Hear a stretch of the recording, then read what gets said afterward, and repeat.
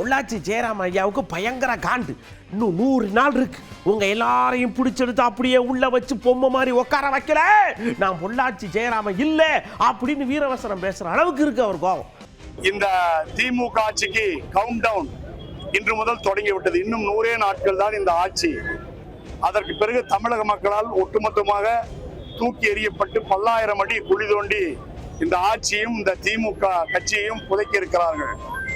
இன்றைய நிலையில பிஎல்ஓக்கள் booth level அதிகாரிகளை திமுக எப்படி கள்ள ஓட்டு போடுவதில் கைது இருந்தவர்களோ அதே போல மாநில அரசினுடைய அதிகாரிகளை வைத்து பிஎல்ஓக்களை கேப்சரிங் செய்து பிஎல்ஓக்களை தங்கள் விருப்பம் போல செயல்படுத்த திமுக முயற்சி செய்கிறது.